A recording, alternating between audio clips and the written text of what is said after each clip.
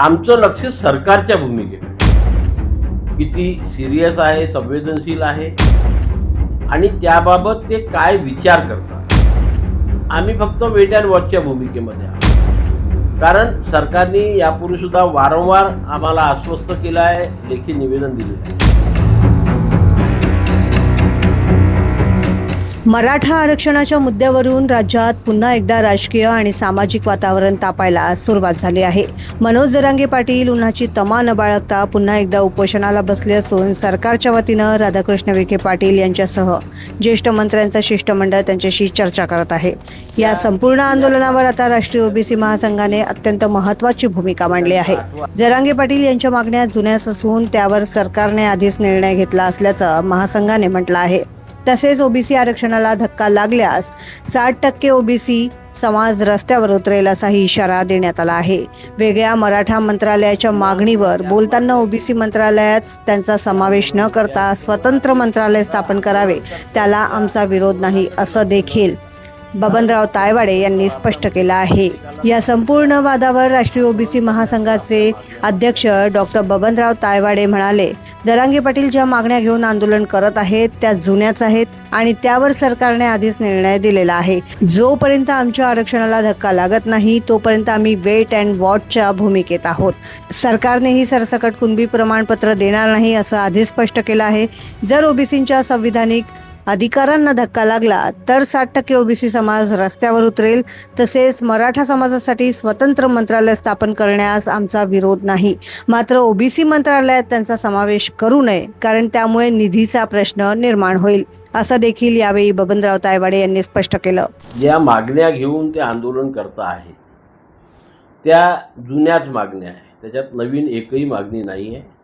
हे त्यांचं 8वं आंदोलन आहे आणि ज्या मागण्यांवरती सरकारने यापूर्वीच निर्णय दिलेले आहे, शासन निर्णय जाहीर केलेले आहे, पुन्हा पुन्हा त्याच मागण्या घेऊन हे आंदोलन होते आहे. त्याच्यामुळे आम्ही आता आंदोलनकर्त्यांच्या आंदोलनाकडे लक्ष न देता, कारण या स्वतंत्र भारतामध्ये प्रत्येकाला स्वातंत्र्य आहे आंदोलन करण्याचं, आपल्या मागण्या मांडण्याचं.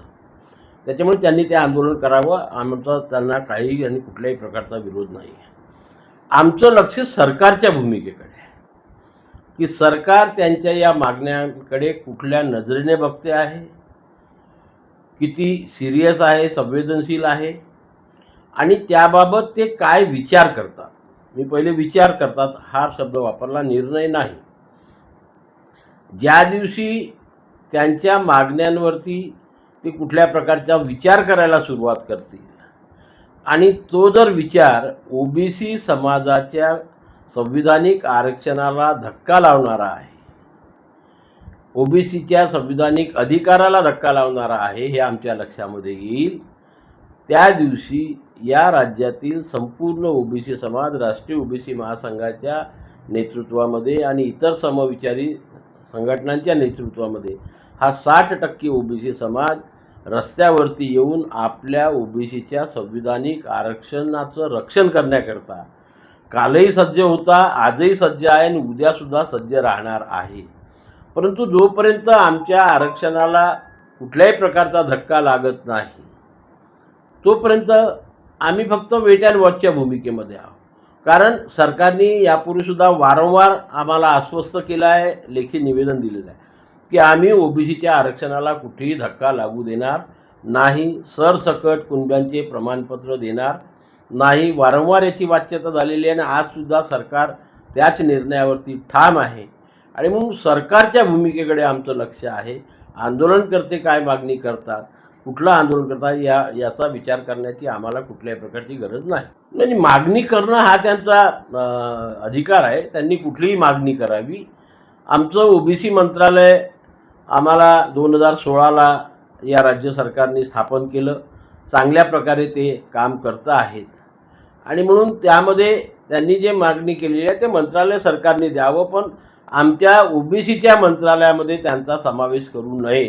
स्वतंत्र मराठा मंत्रालय राज्य सरकारने स्थापन केलं तर आमची कुठल्याही प्रकारची हरकत राहणार नाही. परंतु अथक प्रयत्नानंतर आम्हाला जे ओबीसी मंत्रालय मिळालं त्यामध्ये मात्र जर त्याचा समावेश करण्याचा सरकारने विचार केला तर नक्कीच आम्ही त्याचा विरोध करू, कारण आम्हाला जे काही सोयी आणि सवलती मिळण्याकरता निधी पाहिजे तोच आज अपुरा पडतो आहे. आणि मग या एवढ्या मोठ्या जनसमुदायाचा त्याच्यामध्ये जर समावेश झाला तर सरकार निधी वाढवत नाही, म्हणून आजच कमी निधी उद्या मग त्या निधीतनं कुणालाही काही मिळणार नाही. म्हणून सरकारने एक स्वतंत्र मंत्रालय त्यांच्याकरता स्थापन करावं. त्याला आमचा कुठल्याही प्रकारचा विरोध राहणार नाही, आमचं समर्थनच राहील. कारण प्रत्येक समाजाचा विकासाकडे, त्यांच्या प्रगतीकडे लक्ष देणं हे सरकारचं कर्तव्य आहे. म्हणून त्यांच्याकरता जर स्वतंत्र मंत्रालय सरकारने स्थापन केलं तर आम्ही त्याचं स्वागत करू, अभिनंदनही करू. एकीकडे मनोज जरांगे पाटील यांच्या मागण्यांवर सरकारचे शिष्टमंडळ चर्चा करून तोडगा काढण्याचा प्रयत्न करत आहे, तर दुसरीकडे ओबीसी महासंघाने वेट अँड वॉचची भूमिका घेत सरकारलाही इशारा दिला आहे. त्यामुळे आता आगामी काळात सरकार या दोन्ही घटकांना न्याय देत काय सुवर्णमध्य काढणार याकडे संपूर्ण राज्याचं लक्ष लागलं आहे. क्षितिजा देशमुख, लोकमत.com, नागपूर.